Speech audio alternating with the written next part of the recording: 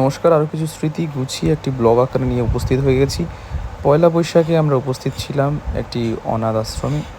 তারপরে আমরা আমাদের সংস্থার পক্ষ থেকে করা হয় একটি আ সাংস্কৃতিক প্রতিযোগিতা পাড়ায়, পাড়ায় কুইজ শো মহিলাদেরকে নিয়ে আমরা দিদি নাম্বার 1 ও করে থাকি এবং সকাল বলছি সরি, বিকেল ৫টা থেকে একদম রাত্রি ২টো অবধি আমাদের অপেক্ষা করতে হয় এবং দেখতে পাচ্ছেন অজস্র লোক।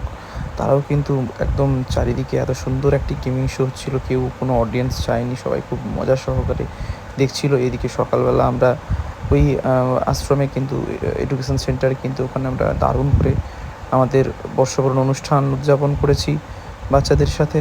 খাওয়া দাওয়া, নতুন জামা কাপড়, খাতা পেন, খুব মজা হয়েছে। আর তারপরেই আমাদের এই যে মেলা প্রাঙ্গণে বাসন্তী পুজো উপলক্ষে আমরা করেছিলাম একটি দিদি নাম্বার 1 এবং দাদাগিরি কুইজ কম্পিটিশন।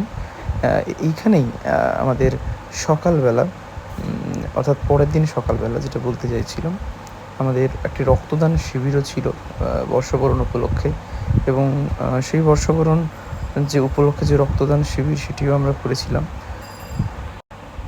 দেখতে পাচ্ছেন আমাদের রক্তদাতাদের সাথে আমাদের যে সমস্ত মেডিকেল টিমরা এসেছিলেন রক্তদান শিবিরটি করার জন্য, ওনারা কথাবার্তা বলছেন এবং ডোনার্সরা শুয়ে আছেন, রক্ত দিচ্ছেন। আমরা খুবই আপ্লুত ছিলাম যে একসাথে বর্ষবরণ উপলক্ষে আমরা এতগুলো সুন্দর কাজ একসাথে করতে পেরেছি। এখানে এক ভাই আমাদেরও বসে সবার নামগুলো নোট করছে এবং একে একে দাতারা সবাই এগিয়ে আসছেন এবং ওনাদের নিয়ে রক্তদান শিবির করে আমাদের পয়লা বৈশাখ 1431 আপনাদেরও আশা করি বছরটি খুব ভালোভাবে যাবে। চ্যানেলটির সাথে থাকুন আরও প্রফেশনাল ভিডিও আসার জন্য।